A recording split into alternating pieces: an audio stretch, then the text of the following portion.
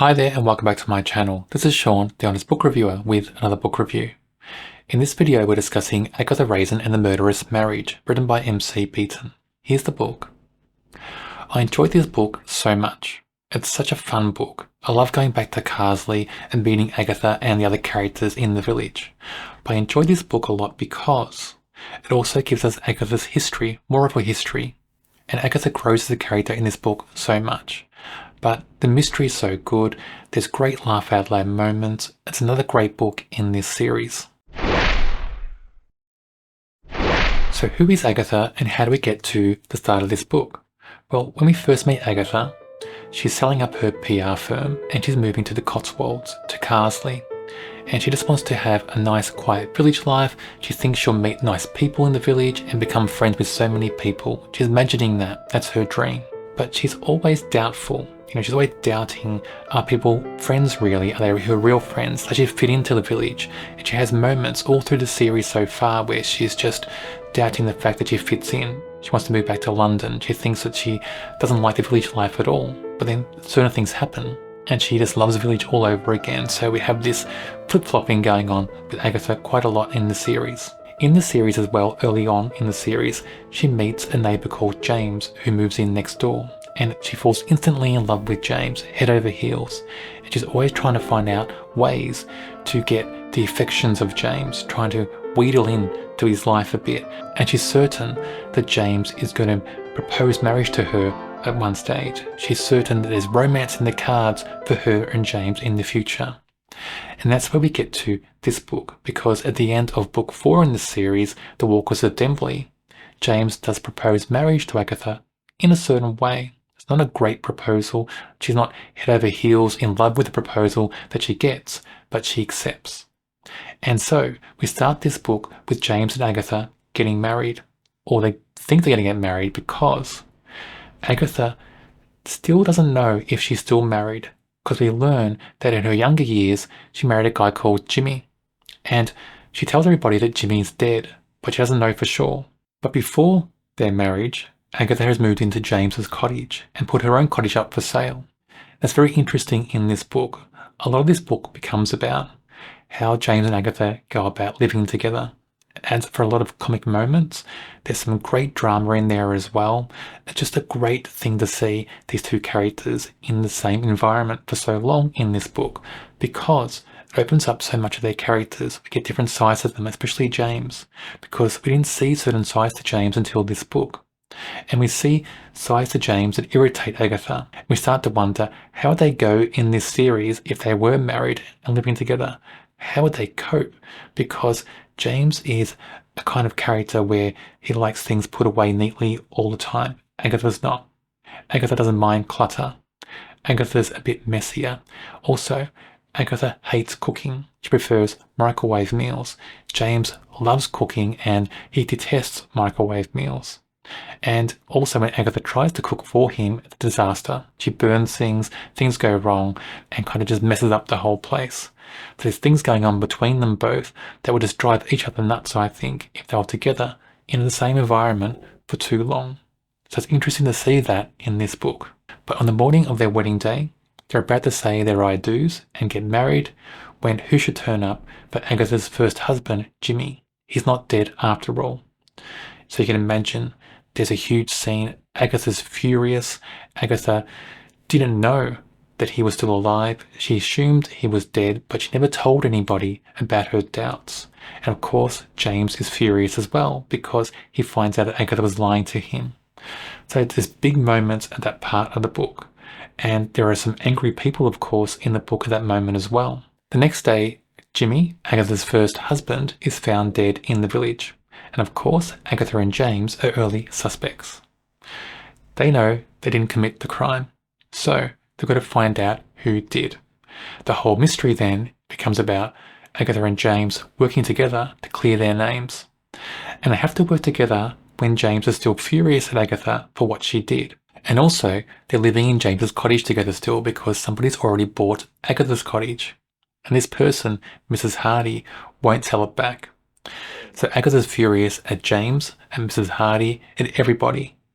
But James and Agatha have to get along. If they don't get along, they're not going to solve this case. So this whole story, I've got so many elements in it. We've got Agatha and James trying to get along and solve this case. We've got Agatha and James trying to live in the same environment still, even though James is furious at Agatha for what she's done. We've got Mrs. Hardy, who's purchased Agatha's cottage and won't sell it back. We've got Agatha trying to convince Mrs. Hardy to sell it back. We've got all these people that they're trying to find out who could have killed Jimmy. And the investigation is interesting because it takes Agatha and James to different areas. And I didn't mind that because those other areas, those other settings, whether they're houses or businesses, whatever, are described very well. And the characters they come across are also described very well. And they're all interesting characters. But I won't give anything else away about the plot because I don't want to give things away about the investigation and the mystery. And don't want to tell you who's guilty or not in the book. But I will talk about the book in general now. So the mystery. The mystery I think is very interesting. It leads Agatha and James into gripping and hilarious situations, and I like that. This book is all about fun. I mean, the whole series is all about fun when it comes down to it. And I just like the fact that whatever happens in this series, you can have fun. The characters feel like they're fun. The settings are fun. The scenes are fun. Everything about this series is fun. The pace of this book is so well done. There's no filler. It is a quick read, and of course you can't have much filler in a quick read. I mean, what's the point? So we don't have filler. We have great movement, great action, great character movement. You know, the scenes and settings change very quickly. Everything moves very quickly in this book, and I enjoy that. Doesn't mean that scenes and settings are too short. They're just long enough for things to happen and keep you engaged as a reader. And some of the settings are very interesting. One of my favourite settings in this book is when Agatha and James go to a health farm. It's so engaging, so interesting. It's integral to the whole mystery and plot overall. But I just love that whole setting. And I wish we had more of them in the health farm in this book because I think that health farm is one of the greatest moments in this book. The conclusion of this book is interesting for many reasons. The reveal of the culprit is a surprise. I guarantee you'll be surprised by that. But the end conclusion, the last thing that happens in this book opens up something else that will continue on in the next book. And it's interesting because I just wonder what that means for Agatha and James. Maddie is a police officer we meet, I think, for the first time in this book. She's different from Bill, who's the police officer we usually have in this series, and Bill's still on the case in this book. But Maddie is very different. She's not above being sneaky, and in this book, it looks like she's trying to use Bill to get answers on this case, and not use him in a nice way. Also, she gets Agatha offside in this book as well, and I like those scenes with Maggie and Agatha because it brings about this other side of Agatha, this more determined side, sometimes more angry side, that doesn't happen with all characters in the book. I mean, Agatha can be angry and determined at different times to different characters, and Maggie, I think, brings out the worst in Agatha. But Maggie, you feel like sometimes she deserves it because Maggie is unlikable in this book. She does some awful things and she doesn't treat people very nicely in this book. So I think as a character, Maggie's there to be a contrast to other characters who are nicer. Mrs. Hardy is the lady who buys Agatha's cottage.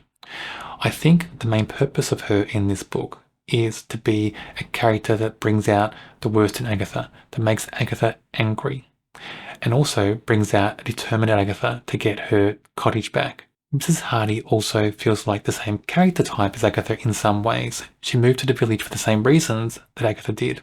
She wanted a quiet life. She thought that life in a village in the country would bring that. But unlike Agatha, Mrs. Hardy doesn't like village life in general, doesn't like the people, doesn't like getting into activities like Agatha does. And just seems like she's a contrast to Agatha in so many ways. But this whole conflict with Agatha and Mrs. Hardy about the cottage, about Agatha wanting to get it back, and Mrs. Hardy not wanting to sell it back, that just carries on in this book. It becomes quite comical in some ways, but it's a big moment in the book as well because Agatha really wants her cottage back. She loves her cottage. She realizes in this book how much she actually loves living in the village and loving her house, this little cottage she's bought in the village, just how much she adores it. And she's missing that because she sold it. So I think that's just brings about different growth in Agatha by having Mrs. Hardy in this book. So I want to talk about Agatha again, because since book 1, we've seen growth in Agatha as a character. We've seen Agatha come to love the village, love the people in the village, love her cottage, just love the whole village in general. And I like that in this book and in this series. I like the fact that Agatha is growing as a character. Also in this book, we get to learn more about her history. And when you learn about her history, it kind of makes sense about who she is now. And you do know that her history has made who she is. So that just is a great way to bring about more understanding of Agatha as a character in general. And I love the fact we have that in this book. So for many reasons, I think this book is almost like a standout for Agatha as a character, because it just brings about more about her. She grows more, and she just understands about how she fits in her new life in the village even more in this book. I enjoyed this read so much. I rate it a 5 out of 5. Everything about it was perfect. I love the mystery, I love the settings, I love the characters. I just loved everything about this book. It's so fun. It brings so much more out in Agatha as a character. There's so many laughs in this book, but there's a few serious moments as well. The body count in this book kind of ramps up as well. I don't think we've had as many deaths in previous books as this book, but everything about this book just feels so enjoyable. They're fun reads, they're quick reads. For me, it's like a comfort. I like going back to the village in Carsley. I like the Cotswolds in general. I like Agatha as a character, one of my favourite characters in fiction. I just love everything about this book, and I adore the series in general. As I read through each book in this series, I'll do a book review and present that video on my channel. If you don't want to miss out on those videos, check out my channel and subscribe. On the screen now is a link to another video for a book I'm sure you'll enjoy.